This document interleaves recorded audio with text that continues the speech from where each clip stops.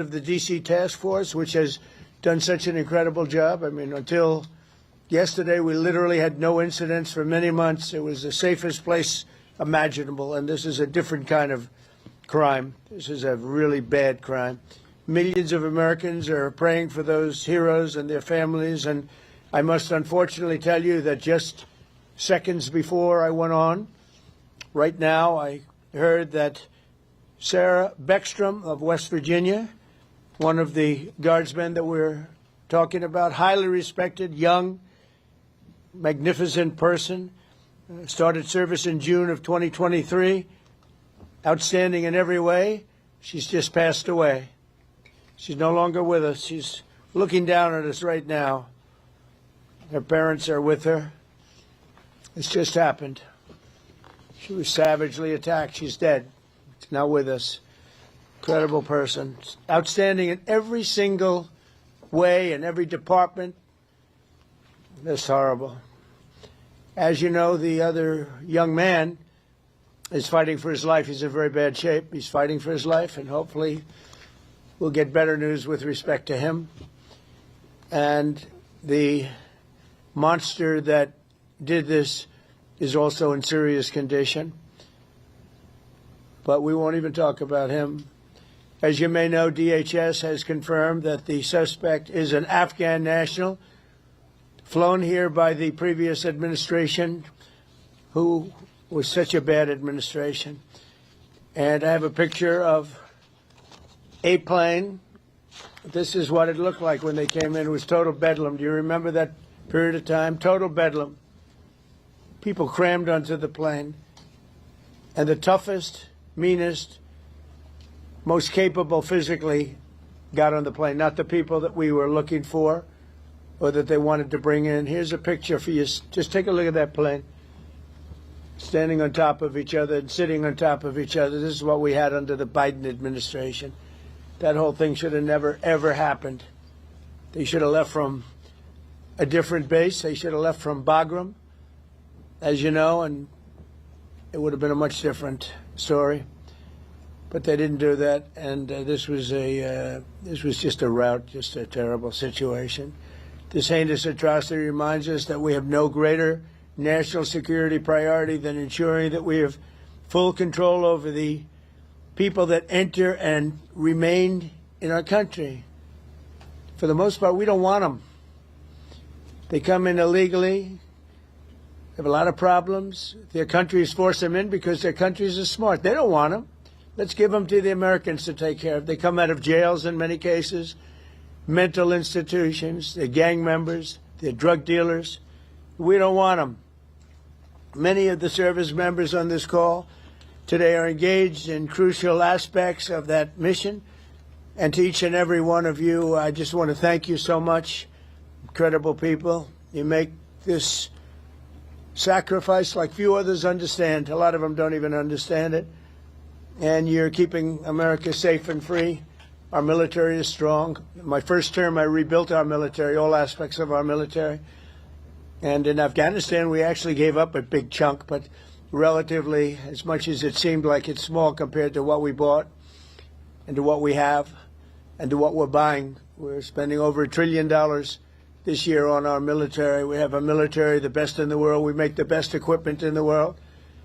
And we have the best people in the world. So joining us this evening are 6 units deployed across our hemisphere, representing every branch of the United States Armed Forces. First, I want to thank the members of Army's legendary 101st Airborne Division. You know, I've heard about that since I was a little boy. The Screaming Eagles, calling in from Fort Huachuca, Arizona.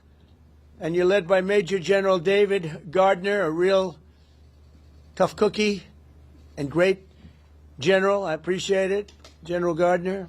The 101st has done an outstanding job leading the task force, joint task force at our southern border. I mean, we have nobody coming in. They're not coming in. Under Biden, they were coming in by the millions. Now we have nobody coming in. We have a strong border. Nobody talks about it anymore.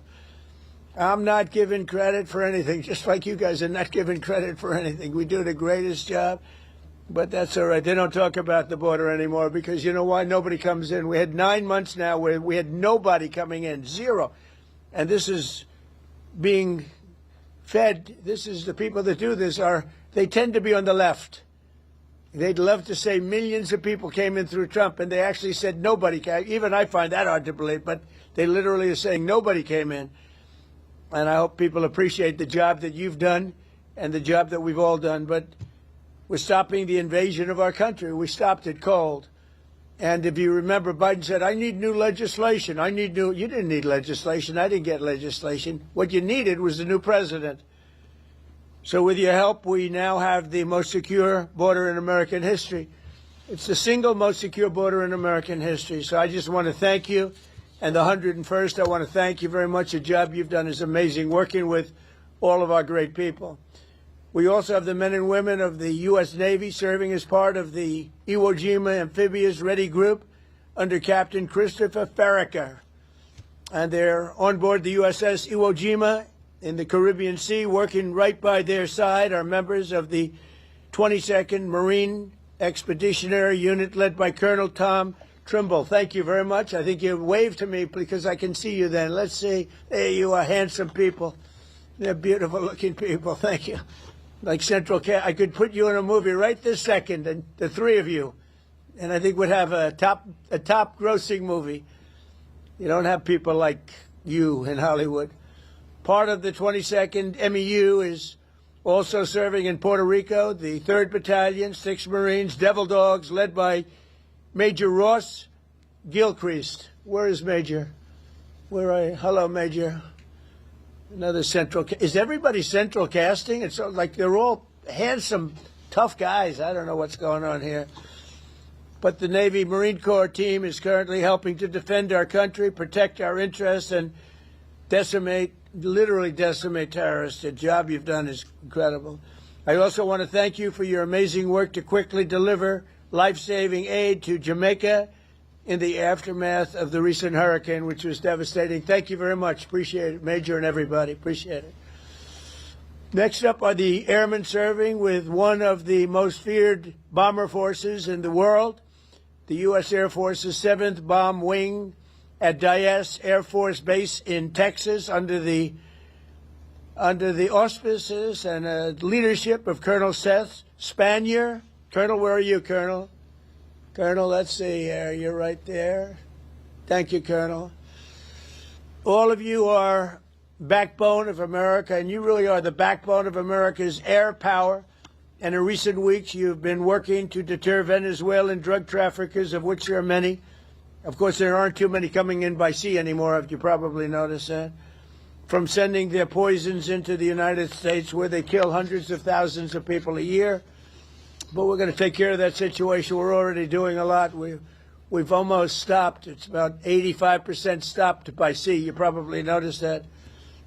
People aren't wanting to be delivering by sea. And we'll be starting to stop them by land also. The land is easier.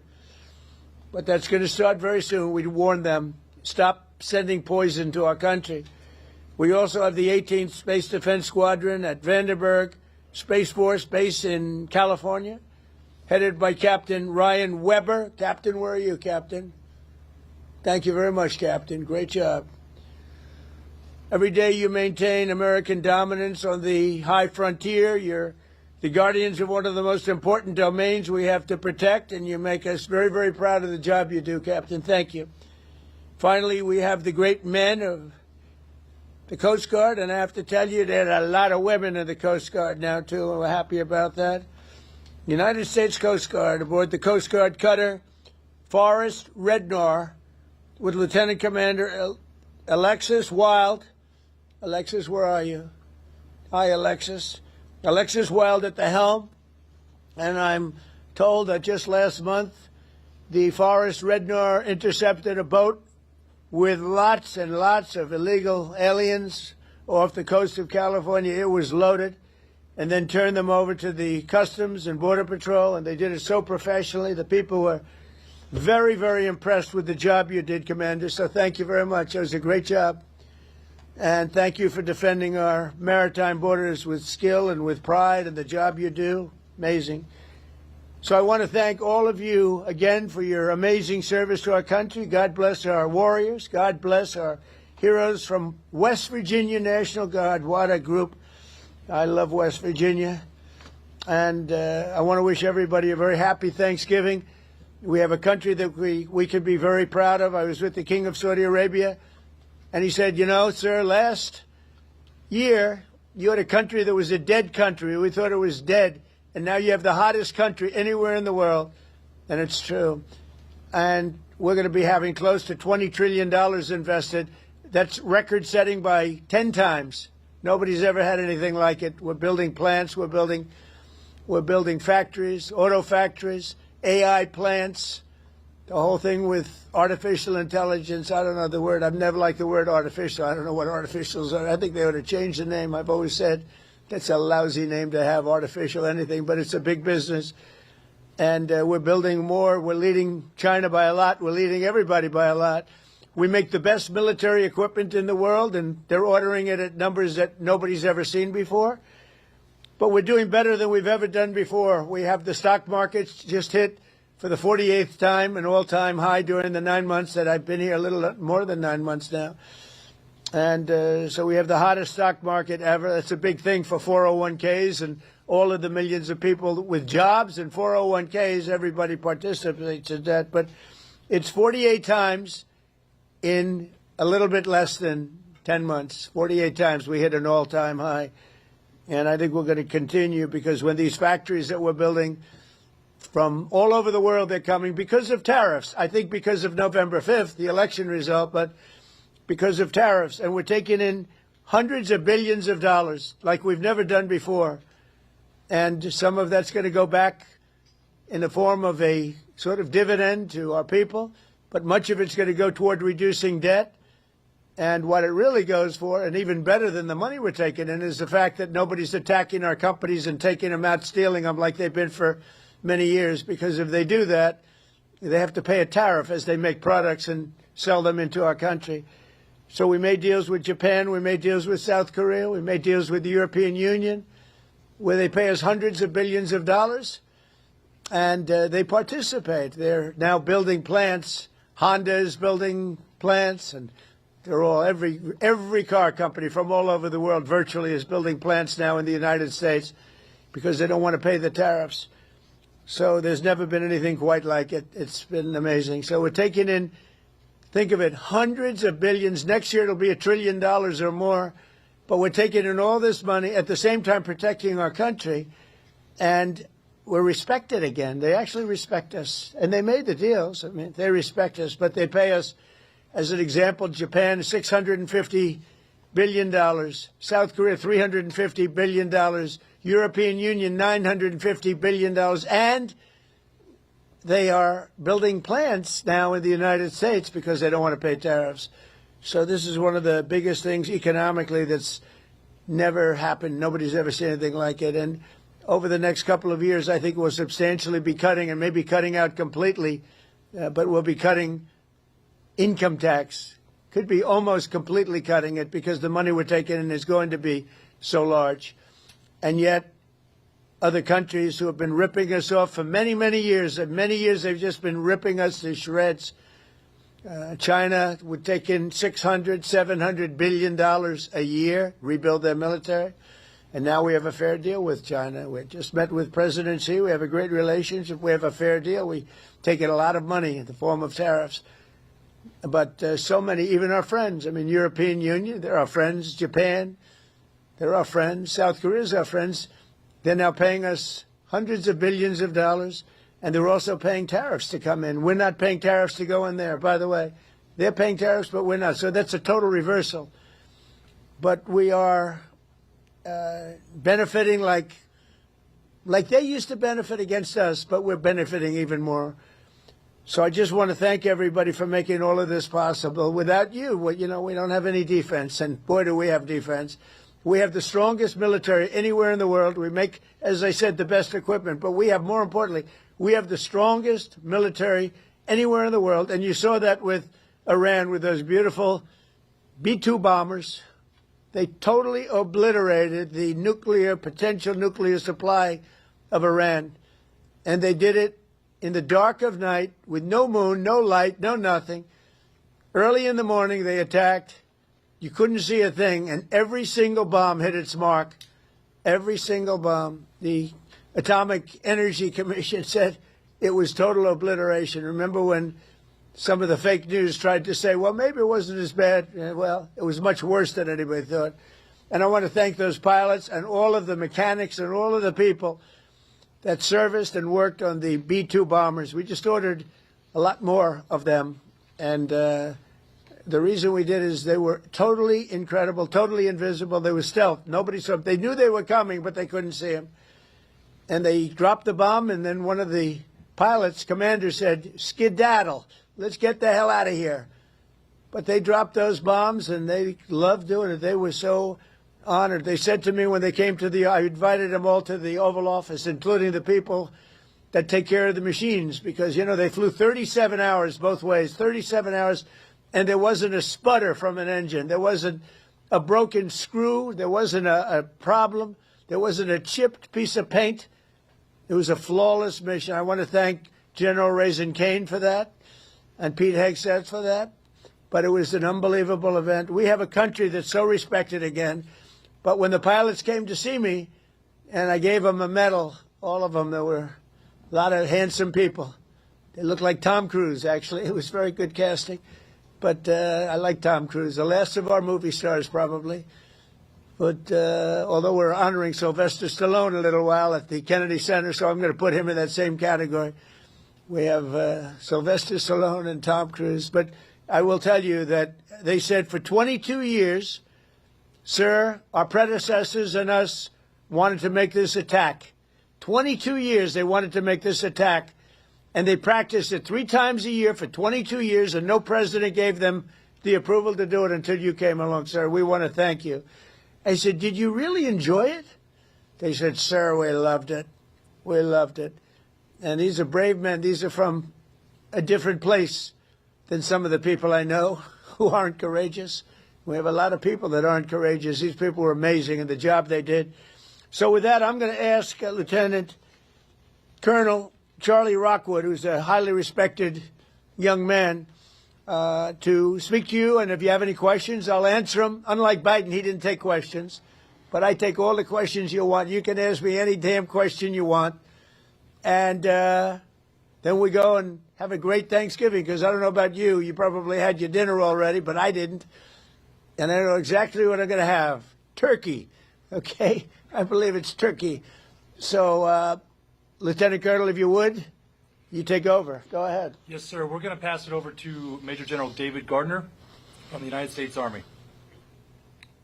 Happy Thanksgiving, President Trump. This is Major General Dave Gardner, the commander of the 101st Airborne Division and your Joint Task Force Southern Border. That's right. I appreciate you saying I was tough. Everyone cheered. I assume that means they agreed with you. We are headquartered in Arizona. The service members with me today represent over 10,000 deployed along the 2,000 miles of our border from San Diego to the Gulf of America. We support Customs and Border Protection, U.S. Border Patrol, and as you said, Mr. President, illegal aliens entering our country is at a historic low thanks to our collective efforts. That's right. On the screen behind me, you may be able to see some of the images of us patrolling, reinforcing the border wall, and we're doing that 24 hours a day, 7 days a week, including today, Thanksgiving. Our soldiers, Marines, sailors, airmen, guardians, and Coast Guardsmen were able to have fantastic Thanksgiving meals and engage in traditional football games against each other. We're doing well. We all appreciate you taking some time from your family to speak with us today. And thank you for your support, Mr. President, and happy Thanksgiving. Well, David, thank you very much. And one thing you said in the question or statement, probably, I like a statement even better than a question, but I like that because you appreciate what we're all doing together. We're partners. But you said the Gulf of America. And there's a thing that for actually 350 years, 100 years older than us, Mexico, it was called Gulf of Mexico. And I would say to myself, why are we calling it Gulf of Mexico when we have 92% of the frontage and they have, I'm a real estate person at heart, and they have 8%.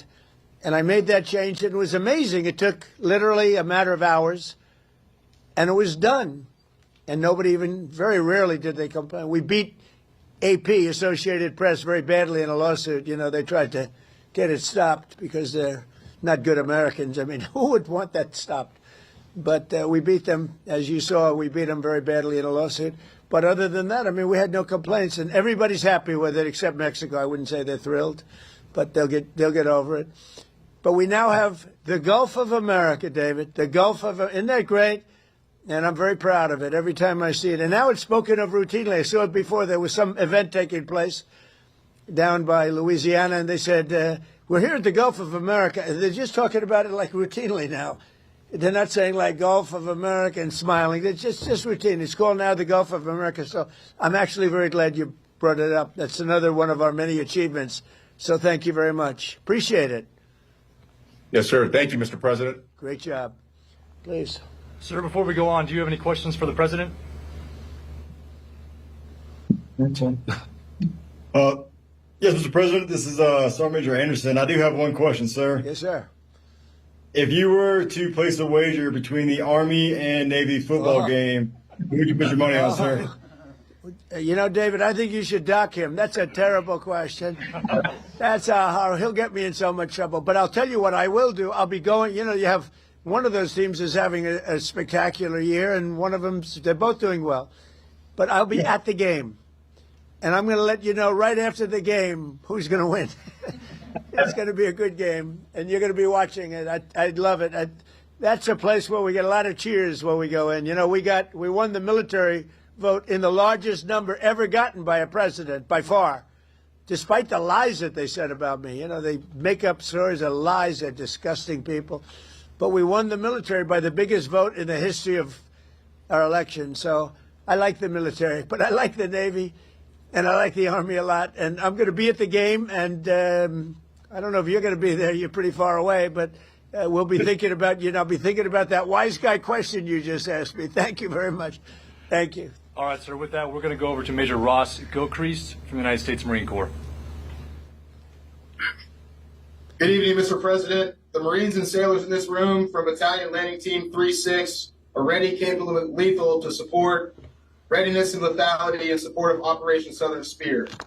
We're here in Camp Santiago, Puerto Rico, conducting sustainment training, and recently we conducted a mobile training team employing first-person view attack drones, conducting 2 day strikes and the first ever 3 night strikes in the history of the Department of War.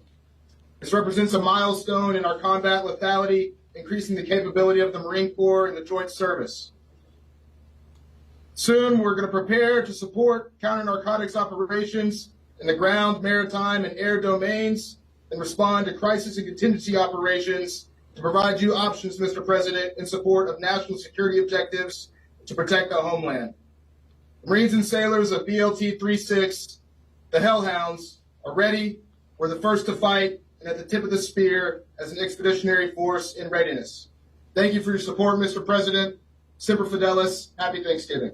Well, thank you, Ross, and you people are just amazing. You do a fantastic. I knew every move and every single thing you said. I know exactly what you did and who did it, and I want to just thank you. You were amazing. And Border Patrol and all of the people here, you know, Border Patrol, every single one of them. These are great people. ICE, you know, ICE gets not the credit they deserve. They are unbelievable, tough, smart, and they're unbelievable patriots. So, Ross, thank you very much. You really have done a great job. We appreciate it. We love working with you. Thank you. Thank you, Mr. Before we go President. over to the Navy, do you have any questions for the president? Good afternoon, sir. The only proper response to the colonel from Fort Huachuca is "Go Navy, beat Army." Okay, I'm going to remember that. Thank you very much. They're going to have a great game. Thank you very much. All right, sir. With Yes, that, sir. We're going to move over to Captain Chris Farraker from the United States Navy. Okay. Yes, sir. Sir, on board here, Iwo Jima, proud commander of the U.S. Iwo Jima Amphibious Readiness Group, along with the 22nd New Expeditionary. You already met my one brother from Central Casting, Colonel Tom Trimble, and my other brother is Colonel Rick Shooter Haley. Behind me is a few of the men and women who comprise the 10,000 sailors and Marines of our Iwo ARD team, who are currently conducting maritime patrols against narcos in the Caribbean in defense of the homeland.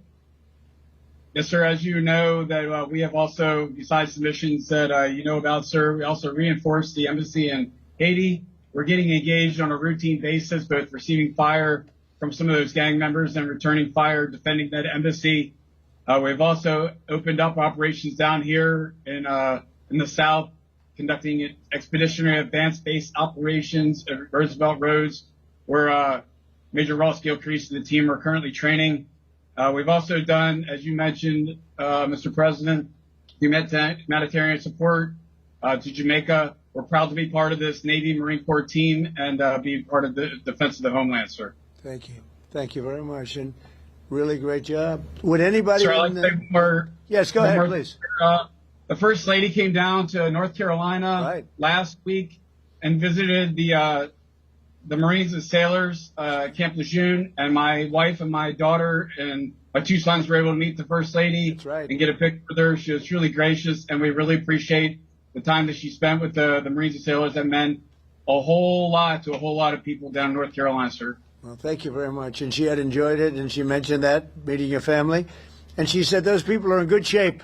They're in very good shape. I don't know if she's referring to me when she says that, because I don't know. That could be a little slight. But she was very impressed with everything she saw. Thank you very much. Sir, before we go to the Navy, Captain Farraker, do you guys have any questions for the President? I do have one selfish one, sir. My daughter's 9th birthday is here in a few days. So I was wondering if I could get a happy birthday, Catherine, from you, sir. And her first name is? Catherine, sir. Well, Catherine, you have a father who's a great hero and a great man and highly respected. Happy birthday, and take good care of him. Thank you, sir. Appreciate it. Say hello to her. Right, anybody back there have a question? I think that's it from us here, sir. Again, appreciate your time, and happy Thanksgiving to you and your family. Happy Thanksgiving, sir. Thank you all very much. Great. Have a great Thanksgiving. Thank you. Sir, with that, we're going to go over to Colonel Seth Spanier from the United States Air Force. Happy Thanksgiving, Mr. President. I'm Colonel Seth Spanier, 7th Bomb Wing Commander, and here with me I have Lieutenant Colonel Brian Guyette, our 28th Bomb Squadron Commander, and Major Joseph Spada, our 28th Bomber Generation Squadron Commander. And we're here representing the 4,000 men and women stationed at Dyess Air Force Base in Texas, employing the mighty B-1. Good evening, sir. The Bomb Wing hosts multiple B-1 squadrons that are responsible for everything from training the world's best combat aviators to operational tests, in addition to projecting strength and lethality across the globe. Recently, the Bomb Wings Combat Squadron was forward deployed to the Indo-Pacific, and the men and women that you see behind me were part of the 28th Bomb Squadron and fellow squadrons that executed operations in the Caribbean, and were responsible for demonstrating the latent combat capability of the training squadron, in addition to projecting credibility into the Caribbean on behalf of the long-range strike platform, the B-1B. Well, it's currently off station at Nellis Air Force Base, Nevada. Thank you very much. And I don't know if you know, we have more planes on order in terms of dollars and planes itself, and they have a new one, the F-47, and I didn't name that. It was named F-47. They think I named it. I didn't. They surprised me, but I hear it's stage 6, and it's at a level that nobody's ever seen before. But we have more planes on order right now and things in the works than we've ever had. So from the Air Force's standpoint, I know you know exactly what's on order because we dealt with you and what you like. But we've never had so many planes being built at one time, and we're reinvigorating everything. I know the F-35 has been very good, and we're working on some maintenance issues to get some of them back sooner, as you know, because some of them are out, and rather than having them sit there, we're getting them fixed. Should have happened a long time ago. But we've never been in the position where we've ordered so many, and I think the Air Force has to be very happy about that.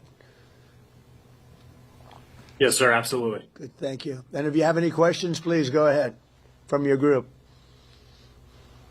Good evening, Mr. President, and happy Thanksgiving. I'm Senior Airman Laurent. I'm an intel analyst at the 28th Bomb Squadron. My question for you today is, what is the most memorable obstacle or hardship that you've encountered in your life, and how did this shape you to be the leader you are today? Wow, that's an interesting question.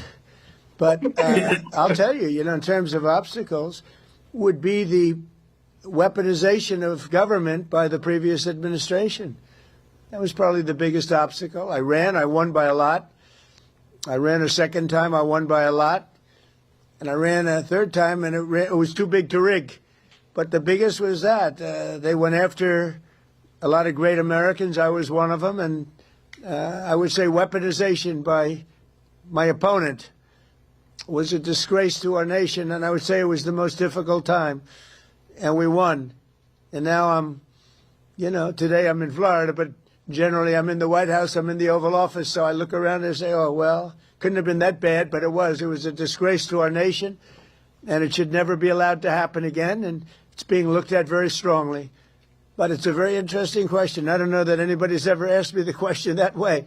But if you did, I would say it was the weaponization and illegal weaponization that they used where our government attacked the president and the former president of the United States of America. And I was fighting for you, not just for myself. I was fighting for you. I was fighting for everyone that I'm looking, all of those incredible patriots that I'm looking at, but the millions of people that are listening right now and the hundreds of millions of people in our country. And we fought and we won.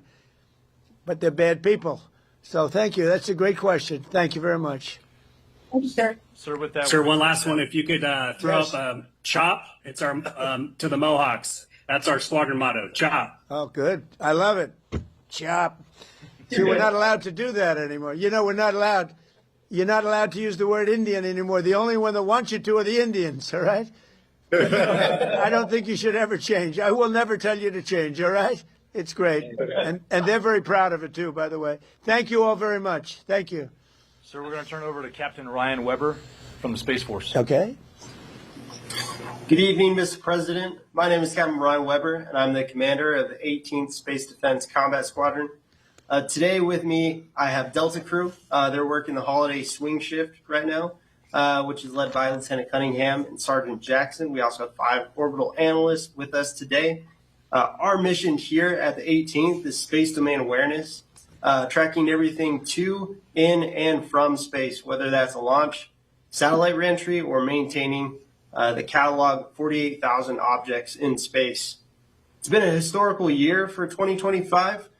We've had over 273 space launches to this year, 174 of those being from the U.S. And we're just grateful for our newly operationally accepted system to lead the way for the world in space domain awareness. Well, I know all about it because that was my baby, Space Force. So I can't say I have any favorites because I don't want to do that. But I'll tell you, I have a real love for Space Force. And as you know, I did that. We put some very good people in because we were losing to China and Russia substantially. And now we're leading China and Russia substantially. And as you know, Biden came in, he wanted to terminate Space Force. He thought it was funny. He thought it was so funny. The military didn't think it was funny. And he was met with a great force. And the force said, you're not doing this. But I think it's going to go down as one of our most important, as technology goes. The things we're doing now in space are unbelievable. And I think it'll be one of the truly great things that this administration did. I did it in my last term. But we really had great people there. And we're dominating space now. We're dominating it. We were losing it to both China and Russia at the time. We had no Space Force. And so we created this incredible group of people. They came together and they created something very special. And I'm very proud of all of you for being involved. It's going to be one of the most important things I think that I've ever done. Thank you. Ryan, before we move on to the Coast Guard, does anybody from your team have a question for the President? The one question I would have, sir, is what do you see for the future for the Space Force? How do you expect it to grow as we build out as a branch? I just think it's unlimited. I think it's, in terms of technology, in terms of, the others have been here for a long time. And Air Force has been, and I could have left it in the Air Force, but I really thought it should have its own identity.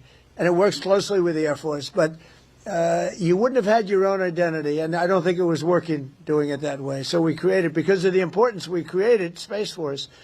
And I think it's got unlimited growth potential, and maybe at a faster level than others because they have been here. You know, they've seeded and they're doing great. But you're a seedling. You're just at the beginning of your powers. It's going to be unlimited future. Really, I feel that. And I think you agree with that. But it's going to be unlimited future. And thank you all for being involved. Very proud of you. Thank you. Thank you, sir. On behalf of the 18th, thank you for your support and happy Thanksgiving. Well, you have my support totally. And you too. Happy Thanksgiving. Thank you very much. So to round it out, we're going to go over to Lieutenant Commander Alex Wild, United States Coast Guard. Good evening, Mr. President. Lieutenant Commander Alex Wild, Commanding Officer of Coast Guard Cutter Force Rednauer. We're currently patrolling the southwest border off of the coast of California in support of Operation Border Trident to protect the maritime boundary. With a crew of 25, our fast response cutter has contributed to mission success in securing the border, as you mentioned. Last month alone, we had 3 at-sea interdictions and apprehended 45 illegal aliens. I'd like to recognize to my right the boarding team and pursuit team from our most recent interdiction. To my right, Lieutenant Junior Grade Fuller, Bosun Mate First Class Garcia Cosby, Electrician's Mate First Class Reza, Bosun's Mate Third Class Gerhards, and Machinery Technician Second Class Simano. We've had a real nice day, as you said. It's been pretty quiet on the water, to be honest. Our 2 culinary specialists gave us a real treat today for Thanksgiving by smoking 2 turkeys. And this evening we'll be trying to have some trivia here on the mess deck. We're truly grateful for this opportunity to speak with you today.